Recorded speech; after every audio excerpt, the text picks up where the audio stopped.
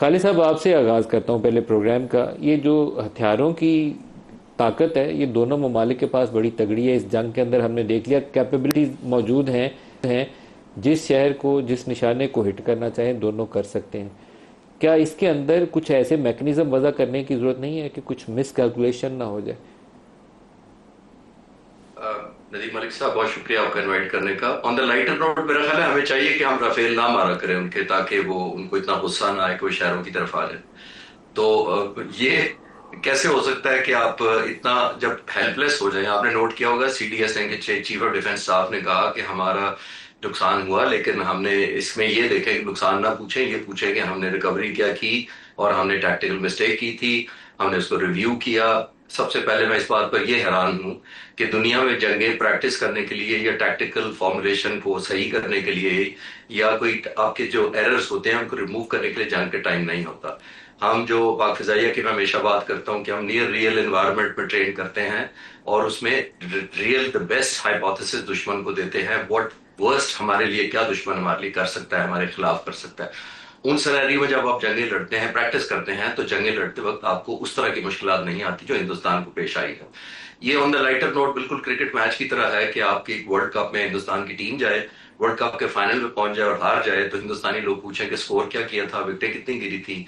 और टीम का कैप्टन कहे कि ये ना पूछें कि विकेटें कितनी गिरी थी और मैच हारे या जीते, ये देखें कि हमने अगले वर्ल्ड कप के क्या कुछ सबक हासिल किए और स्ट्रैटेजी कितनी जबरदस्त अगले वर्ल्ड कप के लिए बनाई है। ये जंगें आपको एक दफा ही आती हैं, मुल्कों पर मुसल्लत की जाती हैं या आपको ऑब्वियसली लड़नी पड़ती हैं, जैसे पाकिस्तान ने लड़ा। तो ये हिंदुस्तान के लिए पहले तो स्ट्रेंज बात है।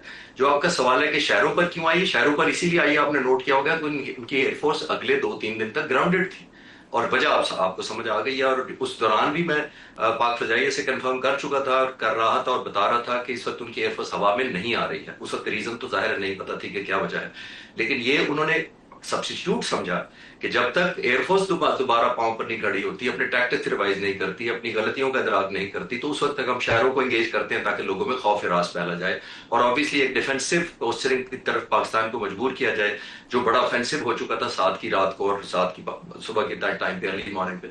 तो वो मेरा ख्याल है ये एक टैक्टिक्स थी टू बाय टाइम। शहरों को इसलिए ज्यादा एंगेज किया गया था कि ये ऐसा डाइवर्जन की जाए थॉट प्रोसेस में।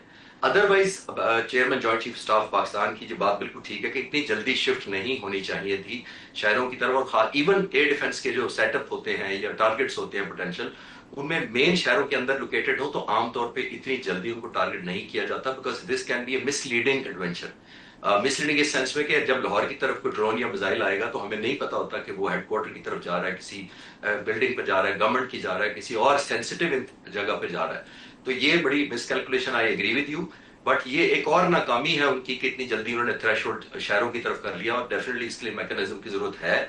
लेकिन मैकेनिज्म तो उससे तय करते हैं जिसकी तरफ दोनों तरफ एक जैसी सूझबूझ हो, एक जैसी कॉम्प्रीहेंशन हो, एक जैसी सिंसेरिटी हो और एक जैसी विल हो। जब वो ना हो तो फिर ऑब्वियसली आप वन साइडेड तो विश कर सकते हैं सिर्फ, प्रैक्टिकल करना शायद मुश्किल होगा। एयर कमोडोर साहब, एक चीज़ और बता दें। S-400 जहाज़ तो हमने उनके मार गिराए, लेकिन उनका जो एयर डिफेंस सिस्टम था उन्होंने रूस से ख़रीदा हुआ, उसके मतलब ये था कि बहुत ही नाकाबिल तस्खीर है, हमारे पास कोई ऐसा हथियार नहीं है कि जो उसको मार गिराए। तो उसको थोड़ा सा एक्सप्लेन कर सकते हैं कि किस तरीके से उसको एग्जीक्यूट किया गया उस ऑपरेशन को, कि वो ऐसा एयर डिफेंस मैकेनिज्म जिसके मतलब पूरी दुनिया में एक धाक थी, वो एकदम से 10-15 मिनट में या 1 घंटे के अंदर वो फक से उसकी 2 बैटरियां उड़ गई। मलिक साहब, because of the sensitive the information, because जाहिर है इस वक्त सबसे ज्यादा डेस्परेट ये सवाल जानने के लिए हिंदुस्तान परेशान है कि कौन से तरीके से मारा, कौन सा जहाज यूज किया, कौन सा मिसाइल यूज किया।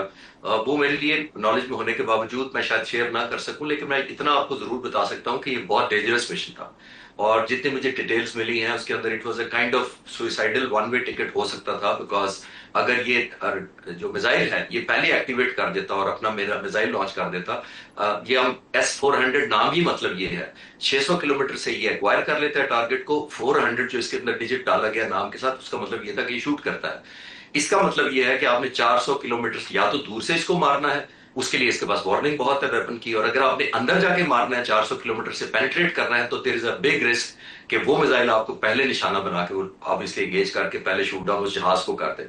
तो जब बहुत डाइसी था, और अभी शायद सेंसिटिव इंफॉर्मेशन है, पाक फिजाई भी शेयर नहीं कर रही पब्लिक में ओपन के लिए कि वो किस तरीके से कौन सी स्ट्रैटेजी थी, लेकिन एक डायमेंशन से नहीं किया। जैसे हमने जंग बड़ी बहुत सारी डिफरेंट डायमेंशन से लड़ी है, पाक फिजाइया ने इसमें मल्टी डोमेन ऑपरेशन से इसको नॉकआउट किया।